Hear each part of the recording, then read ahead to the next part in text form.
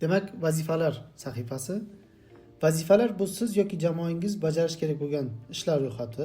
Bu yerda barcha vazifalar ko'rinadi. Kim uchun, qachongacha, qanday ustuvorlikda. Yangi vazifa yaratish tugmasi orqali bajariladi yoki sizda eski vazifalar ro'yxati bo'lsa, uni import qilib olsangiz bo'ladi.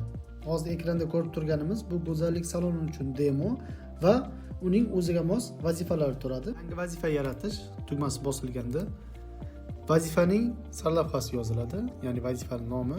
Misol uchun bironta bir mijozda tanlaylik, qaysidir mijoz. Boyagi Nafisa Otajonova. Nafisa Otajonova mijozga biriktiriladi. Ya'ni qayta aloqaga chiqilsin. Tavsiya yoziladi, ya'ni qayta aloqaga chiqqanda nima qilish kerakligi, vazifa turi yoziladi. Qo'ng'iroq, qayta aloqa deymiz mayli. Muhimlik, misol uchun yuqori muddatini belgilaymiz. Va qolgan barcha maydonlarni o'zingiz xohlab belgilaysiz bo'ladi. Eslatma sanasini belgilab qo'ysangiz, sizni eslatib qo'yadi. O'zingizga mos teglar ham kiritib yursangiz bo'ladi. Mas'ul hozir Gulnora Karimova kiritayotgani uchun avtomatik o'zini belgilaydi. Siz u boshqa bir menejerlarni belgilashingiz mumkin. Misol uchun Shahro Mirzoyeva mas'ulni belgilaymiz. Va yangi vazifa yaratishni bossak yaratiladi va ekran yopiladi. Agar saqlash va yana qo'shib bosilsa, shu ekranda qoladi. Biz hozir yangi vazifa yaratamiz.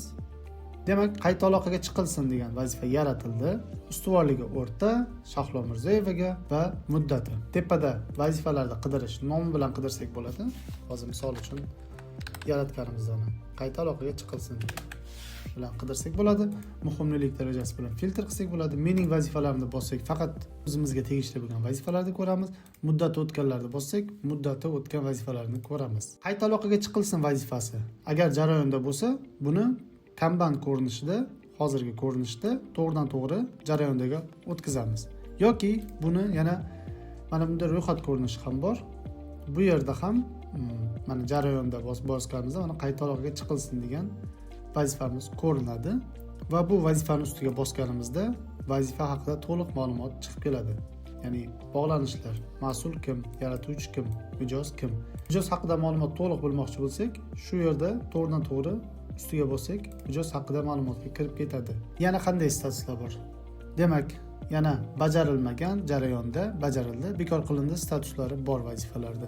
Tepada esa bular haqida jami vazifalar shu hafta bajarildi, muddat o'tgan va 5 tasi mening vazifalarim. Bajarildiga o'tkazsak avtomatik o'chiriladi. Bu vazifa bajarildi. Bekor qilindiga o'tkazsak, bu vazifa bekor qilindi bo'ladi.